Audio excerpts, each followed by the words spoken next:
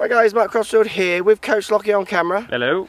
We're in Crans-sur-Sierre, we're in Crans, Montana. This is Crans-sur-Sierre Golf Course, the Nicholas Practice Area 9 in Crans, Montana. And we're going to do a little chip-in series, Matthew. Yep. My chip-in's got to pretty low states, isn't it? Let's help you out a Yeah, bit. so I'm doing it for me. Yeah. And anyone who wants to watch me recreate my chip-in, come along for the painful journey. Let's get stuck into my painful chip-in.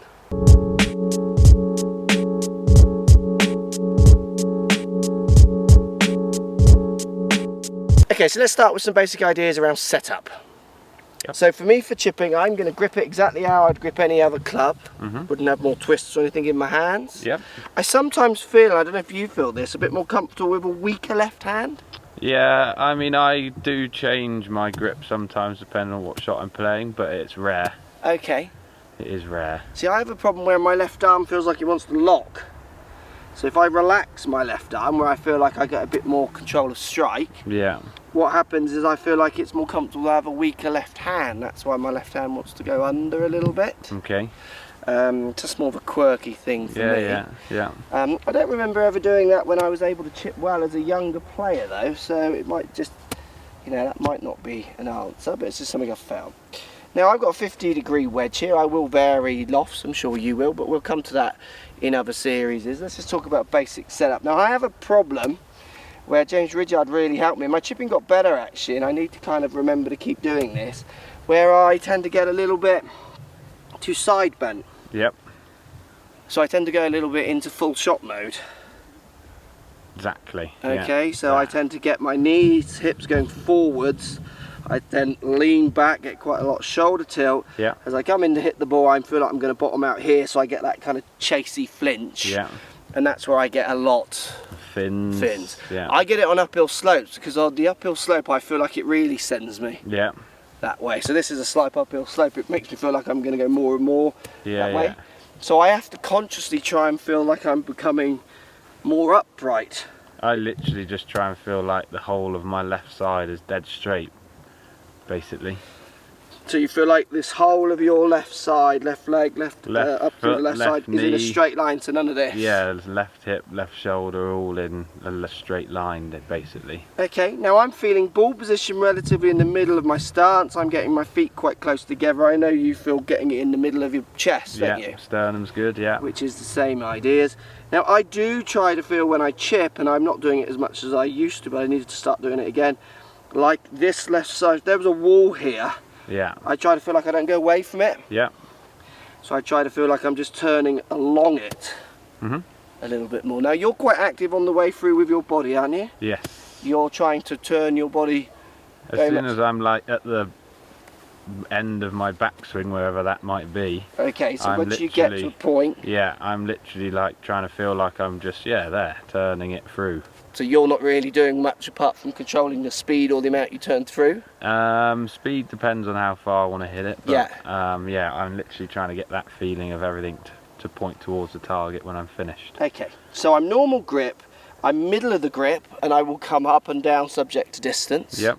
I'll never get too low though. I don't feel, I used to play with a very good chipper who used to get like the first finger on the metal part of the shaft. He was a good chipper, used to get really low on the short ones. Yeah. I'm not, I like to stay kind of middle of the grip pretty much. I know what you feel. Yeah, I go right down. Do you? If I'm close, yeah. Okay. I'll go right down, yeah. So for me it's about trying to take that side bend off, trying to turn around that left side like you're saying, keeping it straight. Yeah. And not turn off it. What about pressure at the start? So I'm going to go for the left hand flag.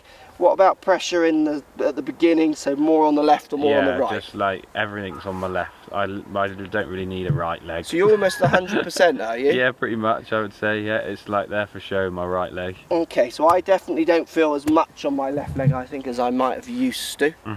And most of my bad chips, like people who tend to fat it or scull it, my low point tends to be that little bit early. Yeah. So I'm getting kind of shallowing here and then coming up at it. Yeah.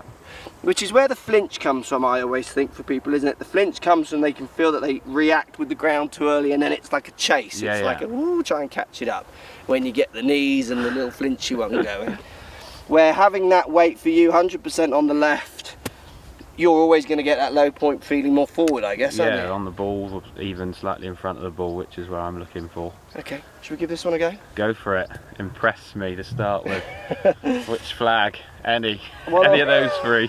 One on the left. Okay. So I feel like the face is pointing at the target. Yeah. I do have a tendency to keep leaving it open, so to the right. Yeah. Remember when we had the lesson, I had the lesson with Ridgard, he kept saying, why do you keep pointing that to the right? Yeah, yeah. I do that because I feel like it's adding bounce. But I do tend to, when I miss, push them a lot. Yeah. So maybe I should stop doing that, yeah? Give it a try.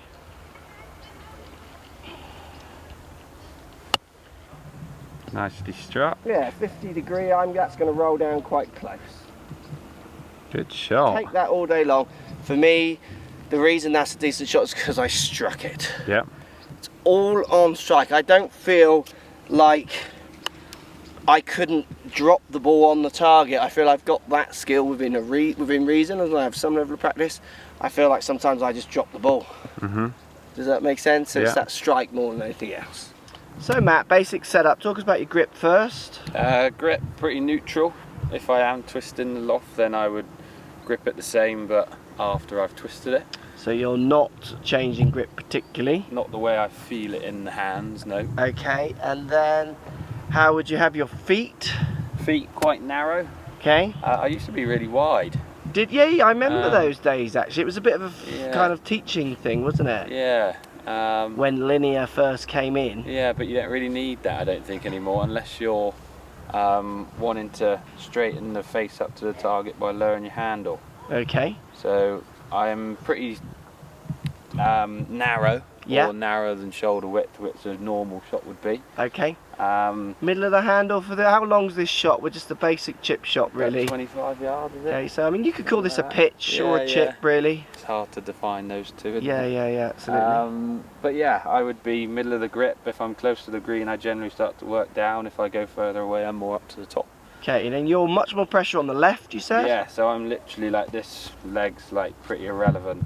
The right leg is literally trying to almost come off. And I'm just trying to feel like everything's on this side. Okay, I would never say your legs are irrelevant, mate.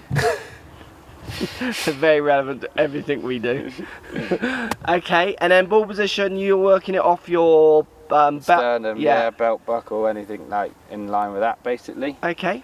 And then ready to go. And then turning through is something you're quite active with on the way through and you feel, you say? Yeah, definitely. Swing to however far you need to, and then I'm literally just trying to feel like the club's moving past my handle and my body's turning towards the target. Show us. Show you. I am still aching from wakeboarding, so I don't know what this will do, but we'll give it a go. That could go in. Straight at it. Oh, lovely shot. Stop it. So to round up, we're saying don't be tied to grips. Someone tells you to put it up here or down here, I would play more with that length. Definitely experiment. Yeah, don't be tied with ball position in relationship to. I think a good tip, and James gave this to me, was with a narrow stance, which we both opted for, the ball's going to be in the middle. Yep. If you have a wider one, then you are going to have to work it out. Make sure it's in the middle, aren't you? Yeah, Where if it's a narrow one and you get the ball between your feet, it's going to be up through the middle of you, which I think is just a good tip for getting in that same place every time. And then our ideas around swing were very similar, both of us, making sure we're trying to understand and keep low point ahead of the ball, really. That's the main thing, and that's keeping your weight pressures on the front foot, feeling like you said a good thing there where you're straight with your left side. That's all about low point and strike, isn't it? 100%, yeah. Good stuff. Thanks for that, Matthew. No problem.